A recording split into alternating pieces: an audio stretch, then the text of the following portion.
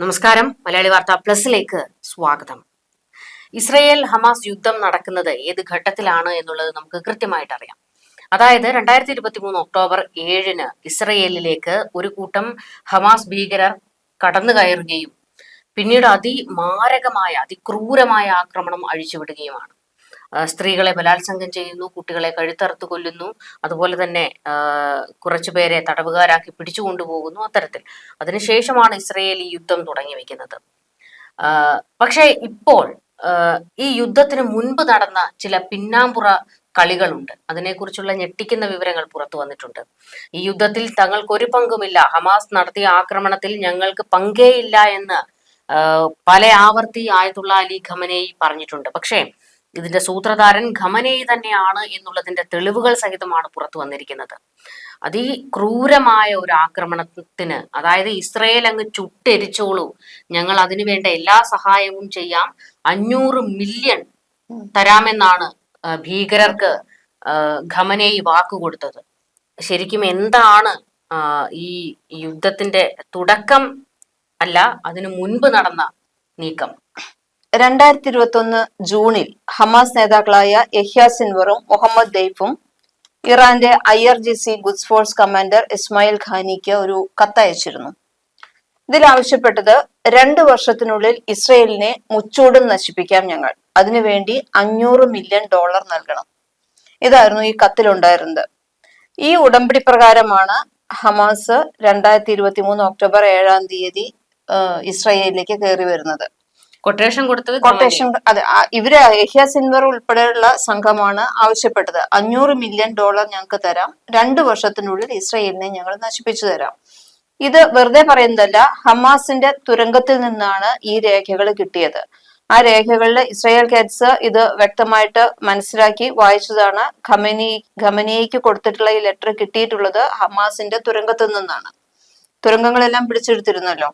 അപ്പൊ 2023 October 7-ന് Israel അധിനിവേശത്തിന് മുമ്പുള്ള വർഷങ്ങളിൽ ഹിസ്ബുള്ളയുമായും ഇറാനുമായും പൂർണ്ണ ഏകോപനത്തോടെ ഹമാസ് ജൂതരാഷ്ട്രത്തെ നശിപ്പിക്കുന്നതിനുള്ള ഒരു പദ്ധതി തയ്യാറാക്കിയിരുന്നു.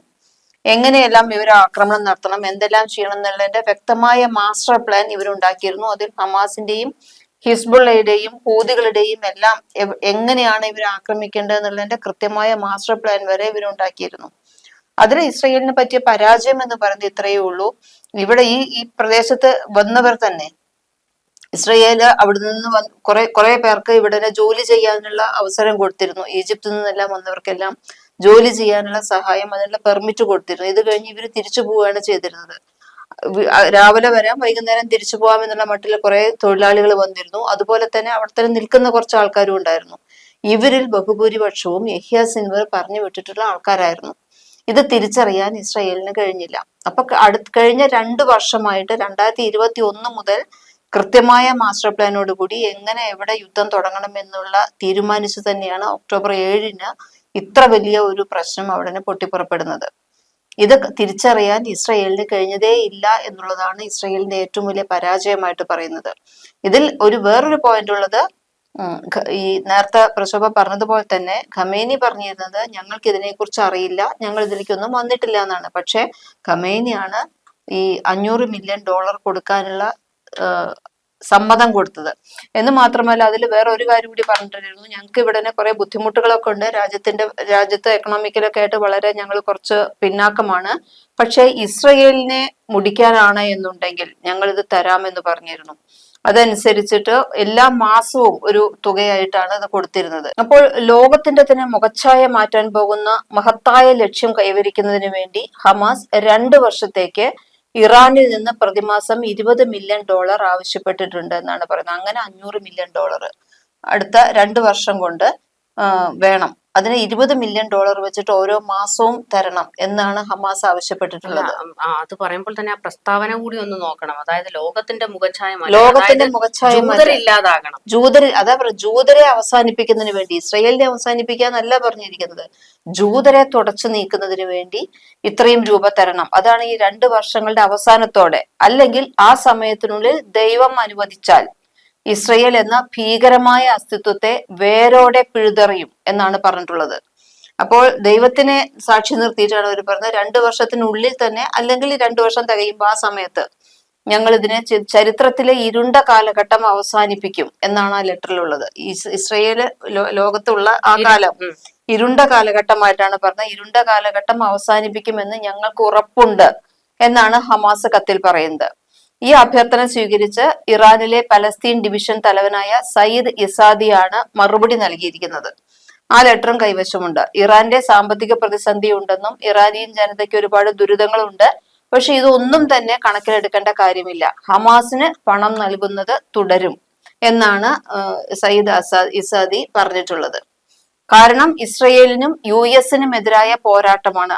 അപ്പോഴും അവർ അമേരിക്കയ്ക്കെതിരെയും കണ്ണുവെച്ചിട്ടുണ്ട്. ഇസ്രയേലിനും അമേരിക്കയ്ക്കും എതിരായ പോരാട്ടമാണ് ഇത് എന്നാണ് പറഞ്ഞിട്ടുള്ളത്. അതാണ് ഇറാനിയൻ ഭരണകൂടത്തിന്റെ ഏറ്റവും മുൻഗണന. ഇറാനിലെ ജനങ്ങൾക്ക് ഉണ്ടാകുന്ന സൗകര്യങ്ങൾ ചെയ്തു കൊടുക്കുന്നതിനേക്കാൾ കൂടുതൽ മുൻഗണന നൽകുന്നത് ഇസ്രയേലിനും അമേരിക്കയ്ക്കും എതിരെ അടിക്കുന്നതിനാണ് എന്ന് തന്നെ വ്യക്തമായിട്ട് പറഞ്ഞിട്ടുണ്ടെന്ന് ഇസ്രയേൽ കാറ്റ്സ് വ്യക്തമാക്കിയിട്ടുണ്ട്.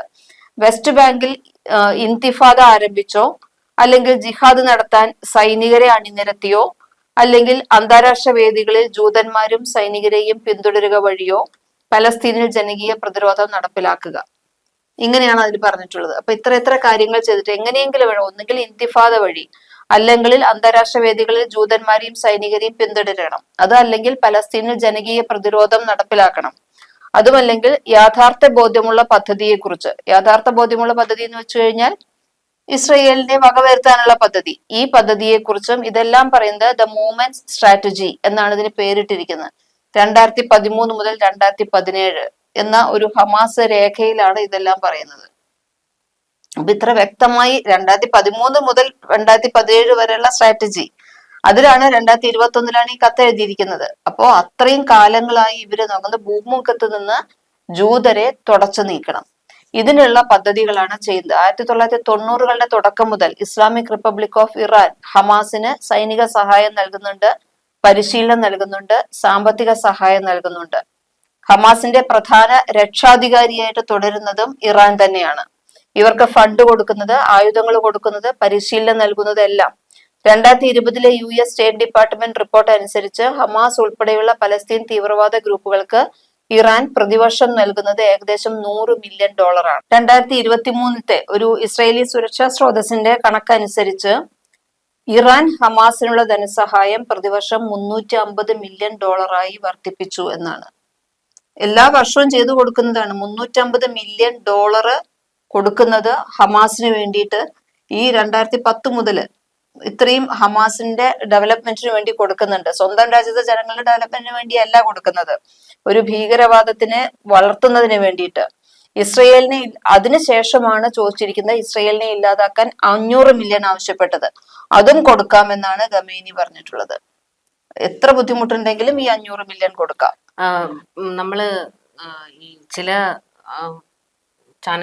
ചാനലുകളിലൊക്കെ വരുന്ന ഒരു വാർത്ത, അതായത് പ്രത്യേകിച്ച് ഹമാസിനെ പിന്തുണച്ചുകൊണ്ട് ഇറാനെയൊക്കെ പിന്തുണച്ചുകൊണ്ടാണ് വാർത്തകൾ വരുന്നത്. അപ്പോ അവർക്കൊക്കെ ഉള്ള ഒരു മറുപടി കൂടിയാണ്. കാരണം ഭീകരവാദത്തിന് വേണ്ടി പണം ചെലവഴിക്കുന്ന ഒരു രാജ്യമായി ഇറാൻ മാറിയിരിക്കുന്നു. ഈ സ്വന്തം രാജ്യത്തെ ജനങ്ങൾ അപ്പോഴും അടിച്ചമർത്തപ്പെട്ടും പട്ടിണി കിടന്നും ബുദ്ധിമുട്ടുമ്പോഴും നരകിക്കുമ്പോഴും അതൊന്നും കാണാൻ ഒരു ഭരണകൂടത്തിന് കഴിയുന്നില്ല. ഇവിടെയാണ് ഈ മസൂദ് പെസഷ്ക്യാൻ ഒരു വലിയ മാറ്റം കൊണ്ടുവരും എന്ന് കരുതി അവിടുത്തെ ജനങ്ങൾ മസൂദ് പെസഷ്ക്യാന് വോട്ടിടുന്നതും അദ്ദേഹത്തെ ജയിപ്പിക്കുന്നതും. ഖമനേയിയുടെ ശിങ്കിടികളൊക്കെ മറ്റേ പ്രസിഡന്റ് കസേരയിലേക്ക് എത്തുന്നതിന് വേണ്ടി ഉണ്ടായിരുന്നു. പക്ഷേ ജനങ്ങൾ തെരഞ്ഞെടുത്തത് മസൂദ് പെസഷ്ക്യാനെയാണ്. കാരണം അവർക്ക് മാറ്റങ്ങൾ വേണമെന്നുള്ള ആവശ്യം. ഈ രാജ്യം സ്വാതന്ത്ര്യത്തോടെ ജനങ്ങൾക്ക് കഴിയാൻ പറ്റണം, മത പോലീസിന്റെ അടിച്ചമർത്തലില്ലാതെ കഴിയാൻ പറ്റണം, ഹിജാബ് വലിച്ചെറിഞ്ഞ് സ്ത്രീകൾക്ക് ജീവിക്കാൻ കഴിയണം. അതായത് ഇറാനിലെ മത ഭരണകൂടം ഒരുക്കിയ ചട്ടക്കൂടിൽ നിന്ന് തങ്ങൾക്ക് പുറത്തു വരണം എന്നാണ് ആ ജനത ആഗ്രഹിക്കുന്നത്. അതിനുവേണ്ടിയാണ് മസൂദ് പെസഷ്ക്യാനെ ജയിപ്പിക്കുന്നത്. പക്ഷേ മസൂദ് പെസഷ്ക്യാനും ഒന്നും ചെയ്യാൻ ഒന്നും ചെയ്യാൻ കഴിയാത്ത ഒരു പറ്റുന്നില്ല. ഘട്ടം. അപ്പോൾ ഒന്ന് ഓർത്തു നോക്കുക, ഭീകരവാദത്തിന് വേണ്ടി ഇതുപോലെ എത്ര മില്യൺ ഡോളറുകൾ ഹിസ്ബുള്ളയുടെയും ഹൂതികളുടെയും ഒക്കെ കൈകളിൽ എത്തിയിട്ടുണ്ട് കൈകളിലെത്തിയിട്ടുണ്ട്. എന്നുള്ളത്. ഹമാസിന് മാത്രം കൊടുത്ത കണക്കാണ് ഈ പറയുന്നത്. ഇപ്പൊ 2019 മുൻപ് ഹമാസിന്റെ സൈനിക പ്രവർത്തനങ്ങളെല്ലാം തന്നെ പ്രതിരോധപരമായ രീതിയിലാണ് ഉണ്ടാക്കിയിരുന്നത്. അപ്പൊ കാരണം അവർക്കറിയാം വലിയൊരു സംഘർഷം വരാൻ പോവുകയാണെന്ന്. അപ്പൊ ഭാവിയിലെ സംഘർഷത്തിനെ നേരിടാൻ അടിസ്ഥാന സൗകര്യങ്ങൾ ശക്തിപ്പെടുത്തുക. അടിസ്ഥാന സൗകര്യങ്ങൾ ശക്തിപ്പെടുത്തുക എന്ന് വെച്ചാൽ പലസ്തീൻ ജനതയ്ക്കുള്ള സൗകര്യങ്ങളല്ല.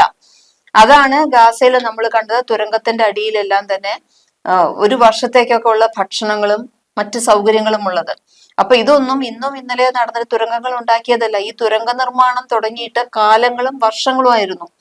അപ്പൊ അന്ന് മുതൽ തന്നെ അവർ ചെയ്യുന്നത് ഈ അടിസ്ഥാന സൗകര്യങ്ങൾ, വെള്ളവും വൈദ്യുതിയും ഫ്രിഡ്ജും മറ്റേ ഓവനും ഉൾപ്പെടെയുള്ള എല്ലാ സൗകര്യങ്ങളും ഭൂമിക്കടിയിൽ തുരങ്കങ്ങളിൽ ഇവർ വെച്ചിരുന്നു. അതുപോലെ തന്നെ ധാന്യങ്ങൾ ശേഖരിച്ചു വെച്ചിരുന്നു. അപ്പോൾ ഇതെല്ലാം ആ അടിസ്ഥാന സൗകര്യങ്ങൾ വർദ്ധിക്കുന്നതിന് വേണ്ടിയിട്ടാണ് ഇവർ ഇത്രയും സമയമെടുത്തത്. 2021 ഈ കത്തെഴുതുന്നത്. 2010 മുതൽ തന്നെ സൗകര്യങ്ങൾ ഒരുക്കാൻ തുടങ്ങിയിരുന്നു. അപ്പോൾ വളരെ പതുക്കെ കാലങ്ങളായി ഇവരിതിനു വേണ്ടി സ്വരുക്കൂട്ടിയിരിക്കുമ്പോൾ ഇസ്രയേൽ പക്ഷെ ഇത് അറിഞ്ഞില്ല എന്നുള്ളതാണ് അവിടെ. മൊസാദ് ഉണ്ടായിട്ട് പോലും മൊസാദിന്റെ പോലും കണ്ണ് വെട്ടിച്ച് 2010 മുതൽ ഇത്തരം പ്രവർത്തനങ്ങൾ അവിടെ ഉണ്ടായിരുന്നു. ഏറെ നിശബ്ദമായിട്ടായിരുന്നു ആ ഒരു നീക്കം എന്നുള്ളത് ഉറപ്പാണ്. കാരണം അല്ലെങ്കിൽ എപ്പോഴേ ഈ ഒരു പ്ലാൻ മൊസാദിന്റെയോ കാരണം തൊഴിലാളികൾക്ക് പെർമിറ്റ് കൊടുത്തത് ഇസ്രയേൽ തന്നെയാണ്. ഇത് അവർക്കെതിരെ തുരങ്കങ്ങൾ ഉണ്ടാക്കാനും സൗകര്യങ്ങൾക്ക് ചെയ്യാനുമുള്ള ആൾക്കാരെ, ജോലിക്കാരെ ഇങ്ങോട്ട് വരുന്നതിനുള്ള തൊഴിൽ പെർമിറ്റ് നൽകിയത് ഇസ്രയേൽ തന്നെയാണ്. അപ്പൊ ഇവര് വിചാരിച്ചത് ഈ ആൾക്കാർ ഇവിടെ വന്ന് ജോലി ചെയ്യുന്നു എന്നുണ്ടാവുമ്പോൾ രാജ്യങ്ങൾ തമ്മിലുള്ള അകൽച്ച മാറുമല്ലോ. ഹമാസുമക്കാരെ യഹ്യ സിൻവർ പറഞ്ഞത് ഇനി ഞങ്ങൾ അങ്ങനത്തെ യാതൊന്നിനും ഇല്ല, ഇനി ഞാൻ ഒരിക്കലും ഒരു തീവ്രവാദത്തിലേക്കില്ല എന്ന് യഹ്യ സിൻവർ പറഞ്ഞതോടുകൂടി അതങ്ങ് വിശ്വസിക്കുകയാണ് ചെയ്തത് ഇസ്രയേല്.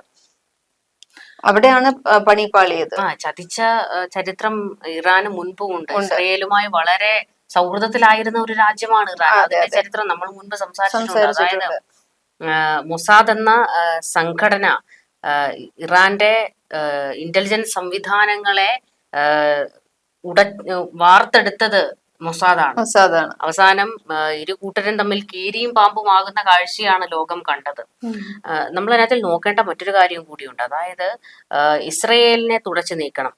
ഇസ്രയേലിനെ തുടച്ചു നീക്കണമെന്നല്ല, ജൂതന്മാരെ തുടച്ചു നീക്കണം. അന്നൊരു ആക്രമണത്തിന് പുറപ്പെടുമ്പോൾ ഹമാസിന്റെ നേതാക്കൾ ഈ പോയ ഭീകരരോട് പറഞ്ഞ ഒരു പ്രസ്താവനകളുണ്ട്. അതായത് അവർക്ക് കൊടുത്തൊരു നിർദ്ദേശമുണ്ട്.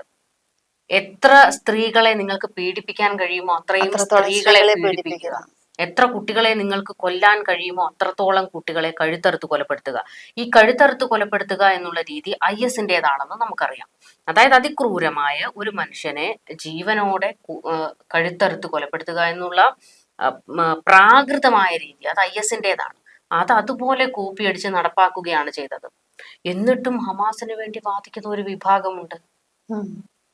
പലസ്തീന് വേണ്ടിയല്ല, ഹമാസിന് വേണ്ടി വാദിക്കുന്ന കേരളത്തിൽ തന്നെ അല്ല. നമ്മുടെ ഇപ്പൊ ഇതിന്റെ ഇടയിൽ തന്നെ നമുക്ക് നമ്മളെ ചർച്ചകൾക്കടിയിൽ തന്നെ വരുന്ന കമന്റ്സ് നോക്കിയാൽ തന്നെ നമുക്കതറിയാം. നമ്മളെ ചീത്ത വിളിക്കാം. കാരണം ഹമാസിനെ അനുകൂലിച്ചുള്ള എത്രയോ കമന്റുകൾ ഞങ്ങൾക്ക് നേരിട്ടിട്ട് വരാറുണ്ട്. അതുപോലെ തന്നെ നമ്മുടെ കേരളത്തിൽ തന്നെ യഹ്യ സിൻവറൊക്കെ ആനപ്പുറത്തേറ്റിയിട്ടുണ്ട് നെന്മാറയിലെല്ലാം. അപ്പൊ അതൊക്കെ വലിയൊരു വെടികൊണ്ട് പുക പോയ നേതാക്കന്മാരെ ആനപ്പുറത്ത് എഴുന്നള്ളിച്ച ഒരു മറ്റേ പ്രബുദ്ധർ. അതെ. അപ്പൊ ഇറാന്റെ ഈ അവസ്ഥ പറയുകയാണെങ്കിൽ 2015 മുതലാണ് ഇറാൻ ഇതിന് നേരിട്ടിട്ട് ഇറങ്ങിയതെന്ന് പറയുന്നു. ഇസ്ലാമിക് റവല്യൂഷണറി ഗാർഡ് ഖുദ്സ് ഫോഴ്സിന്റെ ജനറൽ ഖാസിം സുലൈമാനിയാണ് ഈ പ്രതിരോധ മുന്നണികളുടെയും പ്രോക്സികളുടെയും എല്ലാം അച്ചുതണ്ടിനെ ഒന്നിപ്പിക്കുന്ന തന്ത്രം. ഹമാസ്, ഹിസ്ബുള്ള, ഹൂതികൾ ഇവരെ ഒന്നിപ്പിച്ച് പ്രവർത്തനം ഏകോപിപ്പിച്ചത് ഖാസിം സുലൈമാനിയാണ്. ആ തലയെടുത്തുകൊണ്ട് അമേരിക്ക മറുപടി കൊടുത്തു. അപ്പോൾ അതിന്റെ ഒരു ചൊരുക്കുണ്ട്. കാരണം ഖാസിം സുലൈമാനിയെ കൊലപ്പെടുത്തി എന്ന് പറയുന്നത് ഇറാനെ സംബന്ധിച്ചിടത്തോളം അവർക്ക് വിശ്വസിക്കാൻ പറ്റാത്ത ഒരു സംഭവമായിരുന്നു. കാരണം ഇറാന്റെ എല്ലാ സേനകളെയും ഒന്നിച്ചു നിർത്തിയതും ഈ പറയുന്ന പോലെ പ്രോക്സികളെ എല്ലാവരെയും ഒന്നിച്ചു ചേർത്തതിലും എല്ലാം വലിയ തല സുലൈമാനിയായിരുന്നു. അപ്പോൾ ഈ സുലൈമാനിയുടെ ഖബറടക്കം നടന്ന സമയത്ത് ഖമനേയി പറഞ്ഞ ഒരു വാക്കുണ്ട്, അമേരിക്കയ്ക്ക് കൃത്യമായ മറുപടി നൽകും, ഇസ്രയേലിന് തിരിച്ചടി ഉണ്ടാകുമെന്ന് അന്നേ പറഞ്ഞതാണ്.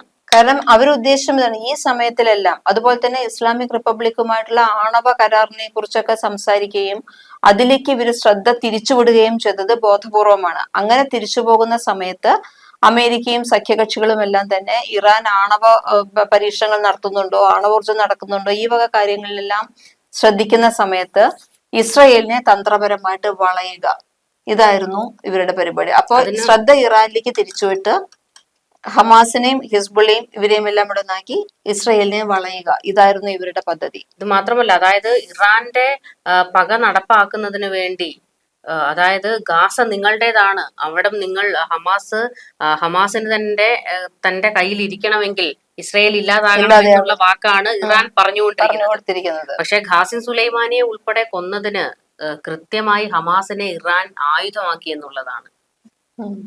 അതാണ് സംഭവിച്ചിരിക്കുന്നത്. അപ്പോൾ ഇത്രയും ഒരു വലിയ പ്ലാനിങ്, ചെറിയ പ്ലാനിങ് ഒന്നുമല്ല, ഏറ്റവും ബൃഹത്തായ ഒരു പ്ലാനാണ് നടപ്പാക്കിയത് എന്നുള്ളത്. ശരിക്കും പറഞ്ഞു കഴിഞ്ഞാൽ അത് തിരിച്ചറിയാതെ പോയത് ഇസ്രയേലിന്റെ പിഴവ് തന്നെയാണ്. മൊസാദിന്റെ തലവൻ തന്നെ ലോകത്തോട് ക്ഷമ ചോദിച്ചു ആ ഘട്ടത്തിൽ. അതായത് ഞാൻ ജീവനോടെ ഇരിക്കുമ്പോഴാണ് എന്റെ രാജ്യത്ത് ഇത്ര ഒരു ആക്രമണം ഉണ്ടായത്, എനിക്ക് അത് കണ്ടെത്താൻ കഴിഞ്ഞില്ല എന്ന് ഇങ്ങനെ പറയുന്നുണ്ടായിരുന്നു. അവർ തന്നെ പറഞ്ഞ ഒരു വാക്കാണ്, രാജ്യത്തിന്റെ മാലാഖ, അതായത് കാവൽ മാലാഖയാണ്, പക്ഷെ ഒരു നിമിഷം ഒന്ന് കണ്ണടച്ചു പോയ ഒരു സമയത്തായിരിക്കാം അങ്ങനെ ഒന്നും സംഭവിച്ചത്. നിമിഷം എന്ന് പറയാൻ പറ്റില്ല. കാരണം ഇവരിത് 2010 മുതൽ തുടങ്ങിയിട്ടുള്ള പ്ലാനിങ് ആണ്. ഈ പ്ലാനിങ് വന്ന് 2021 മുതൽ 500 മില്യൺ അല്ല, അത് അവസാനം ആ പദ്ധതി എക്സിക്യൂട്ട് ചെയ്യുന്ന സമയത്ത് പോലും തിരിച്ചറിയാൻ കഴിഞ്ഞില്ല. പക്ഷെ എക്സിക്യൂട്ട് ചെയ്യുമ്പോഴേക്കും ഈ നേരത്തെ പറഞ്ഞതുപോലെ തന്നെ എല്ലാവിധ സൗകര്യങ്ങളും ഇവർ അറേഞ്ച് ചെയ്ത് കഴിഞ്ഞിരുന്നു. എവിടെയാണ് ഇവർ ഒളിച്ചിരിക്കുന്നതെന്ന് പോലും അറിയാൻ സാധിച്ചില്ല. ഇപ്പോഴും എവിടെയാണ് ബന്ദികളെ ഒളിപ്പിച്ചിരിക്കുന്നതെന്ന് അറിയാൻ സാധിക്കുന്നില്ല. ഇത്രയെല്ലാം സംഭവങ്ങളും എല്ലാം ഇസ്രായേലിന്റെ കയ്യിലുണ്ടായിട്ട്, അമേരിക്കയുടെ കയ്യിലുണ്ടായിട്ട്, അമേരിക്കൻ ബന്ദി എവിടെയാണെന്ന് പോലും കണ്ടെത്താൻ ഇനിയും കഴിഞ്ഞിട്ടില്ല. അപ്പോൾ ഒരു വളരെ വർഷങ്ങളായി എടുത്തിട്ടുള്ള ഏതൊരു രാജ്യത്തിന്റെ എതിർക്കുകയാണെങ്കിലും രാജ്യത്ത് എന്തെല്ലാം സൗകര്യങ്ങൾ ഉണ്ടെങ്കിലും അമേരിക്കയെ പോലുള്ള ഏറ്റവും വളരെ വലിയ ചട്ടക്കൂടുകളിൽ വളരുന്ന നിയന്ത്രിച്ച് വരുന്ന സൈനിക സഖ്യങ്ങളെല്ലാം ഉള്ള രാജ്യമാണെങ്കിൽ പോലും അതിനെല്ലാം മറികടന്നുകൊണ്ടുള്ള ഒരു യുദ്ധതന്ത്രം മെനഞ്ഞെടുക്കാൻ ഇറാന് കഴിഞ്ഞു എന്നുള്ളതാണ് ഇവിടെ നമ്മൾ പറയേണ്ടത്. ശരിക്കും നമുക്ക് നേരിട്ട് അടിക്കുകയാണെങ്കിൽ അല്ലേ, രണ്ട് രാജ്യങ്ങൾ തമ്മിൽ യുദ്ധം ചെയ്യുമ്പോൾ നേർക്ക് നേർ നിന്നല്ലേ അടിക്കുക. പക്ഷെ ഇതുപോലെ ഈ പറയുന്ന ഭീകര സംഘങ്ങളെ ഉപയോഗിക്കുമ്പോൾ അവർ ഈ കാലങ്ങളിൽ നേരിട്ടെറിയൊന്നും നോക്കില്ല. അപ്പൊ അവരുടെ വിജയിക്കാൻ വേണ്ടി കാലങ്ങളായി അവര് സ്വരുക്കൂട്ടി വെച്ചു കഴിഞ്ഞാൽ അവസാന നിമിഷം വന്ന്, കാരണം പറഞ്ഞിരുന്നു, ആദ്യം നമ്മൾ പറഞ്ഞു 2 വർഷത്തിന്റെ ഉള്ളിൽ ദൈവം സഹായിച്ചാൽ അതിനു മുൻപേ ഇസ്രയേലിലെ ജൂതന്മാരെ മുഴുവൻ കൊന്നൊടുക്കും എന്നുള്ളതായിരുന്നു. അതുകൊണ്ട് തന്നെയാണ് ഇസ്രയേലിലെ ജൂതന്മാരെ മുഴുവൻ ബന്ദികളാക്കി പിടിച്ചുകൊണ്ടതിൽ 3/4 പങ്കുകാരും ജൂതന്മാരാണ്. എന്തായാലും ഒരു പ്ലാനിങ് അതിന്റെ പിന്നിലെ തല ഖമനൈ തന്നെയാണ് എന്നുള്ളത് ബോധ്യപ്പെട്ടിട്ടുണ്ട്. പക്ഷെ എന്നിട്ടും പറയുന്നത് പരമോന്നത നേതാവ് അവിടെയാണ്. അതെ, പരമോന്നത നേതാവാണ്, ഭീകര പ്രവർത്തനത്തിന്റെ പരമോന്നത നേതാവ്. പക്ഷെ പരമോന്നത നേതാവ് നെതന്യാഹുവിനെ അഭിസംബോധന ചെയ്തിരിക്കുന്നത് ക്രിമിനൽ പ്രധാനമന്ത്രി. പക്ഷെ ഇത്രത്തോളം വലിയ ക്രിമിനൽ ബുദ്ധിയുള്ള ഒരാളാണ് ബെഞ്ചമിൻ നെതന്യാഹുവിനെ ക്രിമിനൽ പ്രധാനമന്ത്രി എന്ന് വിളിച്ചിരിക്കുന്നത്. പക്ഷെ അന്ന് കൈപൊള്ളിയല്ലോ, ചെയ്ത പരിപാടിക്ക് അവിവേകമായി പോയി ഇപ്പൊ ബോധ്യപ്പെട്ടു. കാരണം സകലമാന എണ്ണത്തിനെയും തൂത്തുവാരി പെറുക്കിയിട്ടാണ് ഇസ്രയേല് തീർത്തത്. പ്രോക്സികളെല്ലാം തന്നെ തല ചിതറി താഴെ. പക്ഷെ പൂർണ്ണമായും ശരിയാണ്, അവര് വാദിക്കുന്നത് ശരിയാണ്. കാരണം ഞങ്ങളെ ഒന്നും പൂർണ്ണമായിട്ട് ഇല്ലാതാക്കാൻ നിങ്ങൾക്ക് കഴിയില്ല എന്ന് പറയുന്നത് സത്യമാണ്, ശരിയാണ്. കാരണം അവരെ ഒന്നും പൂർണ്ണമായി ഇല്ലാതാക്കാൻ കഴിയുന്നില്ല. പക്ഷെ അതിനും എന്തെങ്കിലും ഒരു മാർഗം കാണുമായിരിക്കും. കാരണം ലോകത്ത് നന്മ ജയിച്ചല്ലേ പറ്റുള്ളൂ, തിന്മയെ അവസാനിപ്പിച്ച് നന്മ ജയിച്ചല്ലേ പറ്റുള്ളൂ. അതുകൊണ്ട് നമുക്ക് കാത്തിരുന്ന് കാണാം. കൂടുതൽ ചർച്ചകളുമായി കാണാം. നമസ്കാരം.